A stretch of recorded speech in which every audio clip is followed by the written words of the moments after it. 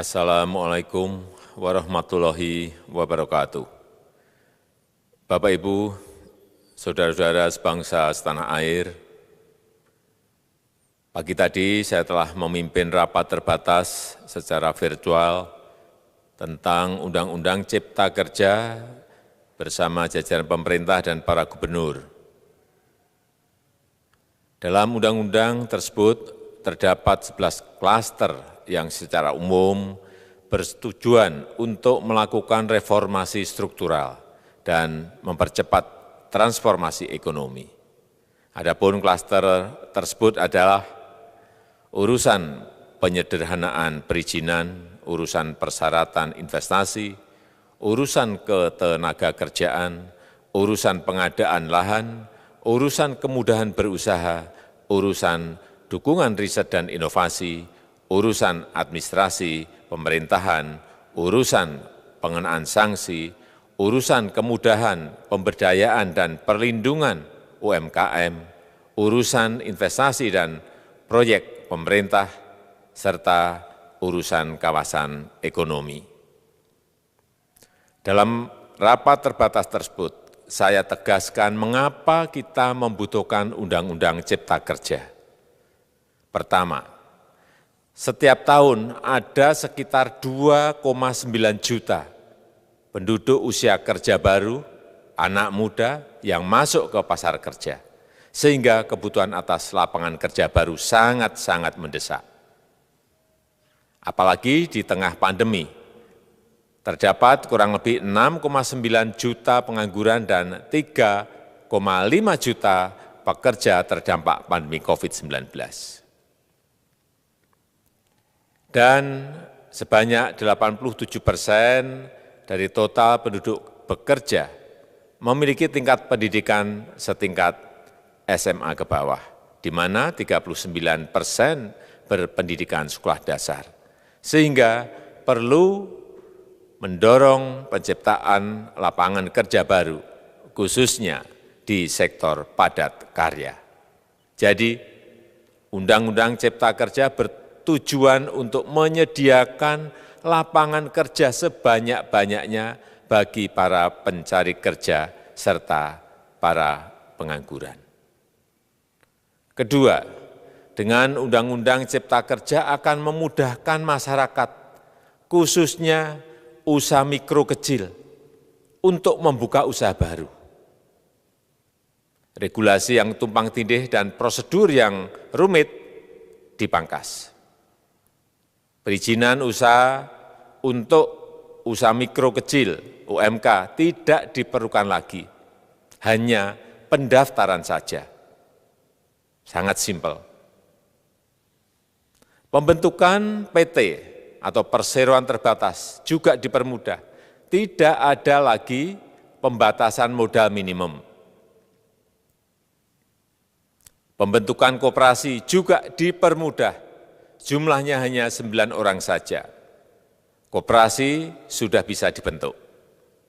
Kita harapkan akan semakin banyak koperasi-koperasi di tanah air. UMK, usaha mikro kecil yang bergerak di sektor makanan dan minuman, sertifikasi halalnya dibiayai pemerintah, artinya gratis. Izin kapal nelayan penangkap ikan misalnya, hanya ke unit kerja Kementerian KKP saja. Kalau sebelumnya harus mengajukan ke Kementerian KKP, Kementerian Perhubungan, dan instansi-instansi yang lain. Sekarang ini cukup dari unit di Kementerian KKP saja.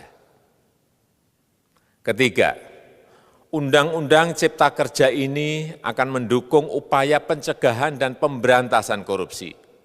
Ini jelas karena dengan menyederhanakan, dengan memotong, dengan mengintegrasikan ke dalam sistem perizinan secara elektronik, maka pungutan liar, pungli dapat dihilangkan. Namun, saya melihat adanya unjuk rasa penolakan Undang-Undang Cipta Kerja yang pada dasarnya dilatar belakangi oleh disinformasi mengenai substansi dari undang-undang ini dan hoax di media sosial. Saya ambil contoh, ada informasi yang menyebut tentang penghapusan UMP, upah minimum provinsi, UMK, upah minimum kota kabupaten, UMSP, upah minimum sektoral provinsi. Hal ini tidak benar, karena faktanya upah minimum regional, UMR, tetap ada. Ada juga yang menyebutkan bahwa upah minimum dihitung per jam. Ini juga tidak benar. Tidak ada perubahan dengan sistem yang sekarang. Upah bisa dihitung berdasarkan waktu dan berdasarkan hasil. Kemudian adanya kabar yang menyebutkan bahwa semua cuti sakit, cuti kawinan, cuti khitanan, cuti baptis, cuti kematian, cuti melahirkan, dihapuskan. Dan tidak ada kompensasinya. Saya tegaskan juga ini tidak benar. Hak cuti tetap ada dan dijamin. Kemudian apakah perusahaan bisa mem-PHK kapanpun secara sepihak? Ini juga tidak benar. Yang benar, perusahaan tidak bisa me-PHK secara sepihak. Kemudian juga pertanyaan mengenai benarkah jaminan sosial dan kesejahteraan lainnya hilang. Yang benar, jaminan sosial tetap ada.